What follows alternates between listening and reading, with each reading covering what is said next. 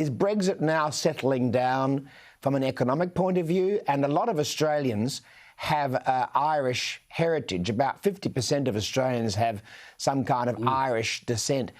What's going to happen with the Northern Ireland question, or is that just all settled? Or are there going to be continuing problems with how Northern Ireland fits in to the UK because of Brexit? Well, it's not settled by any manner of means. And, you know, I think that, look, you know, we've talked about this before. I am a passionate opponent of Brexit. I wish I'd got more involved in the referendum campaign because, like everybody else, I just thought, well, Remain's probably going to win.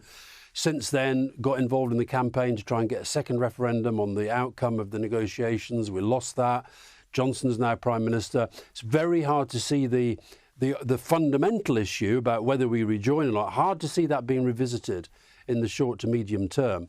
But here's the other weird thing that's happening in our country, and part of this is to do with this kind of really weird symbiotic relationship between most of our media and a Tory government. There is so much going wrong with Brexit that, again, barely gets debated, barely gets covered. And of course, the Labour Party, they backed the deal in the end. They don't really want to talk about Brexit. So it's like we've got this gigantic elephant in the room. Just to give you a few stuff, you mentioned Northern Ireland, and that's a specific case where Johnson said there would be no border in the Irish Sea. There is a border. He agreed to it. That has had really serious implications for the constitutional arrangements and also for the economic fallout, if you like. That is carrying on. That has yet to be resolved. But then we've got situations like, and of course they want everybody to think this is all down to do with COVID. But we've got we've got farmers and fishermen, who, many of whom back Brexit, who now say they are being destroyed, literally wiped out. We've got fruit that's rotting. We had a thing the other day about thousands of pigs that are having to be slaughtered because we don't have the EU workers who used to be in the abattoirs. They've now gone. We've got the new code in our media is supply chain issues. Just Google empty shelves in British supermarkets and see what comes up. So it's all happening, and what the government says, oh, well, it's nothing to do with Brexit, it's to do with the global economy, it's to do with COVID, it's to do with this, that and the other.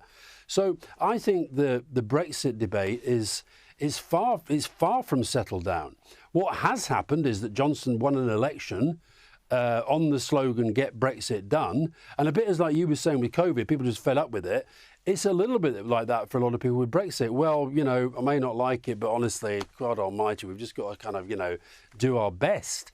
So no, it's not settled, and I think it's a total disaster. And and they're trumpeting these trade deals. I mean, there's the one with Australia, which kind of was at least a kind of reasonably, serious sort of piece of work. Most of these trade deals that they're just rollovers from what we had with the European Union. Then we're making deals with other countries that are worse than what we had when we were inside the European Union, and they trumpet them as these fantastic triumphs.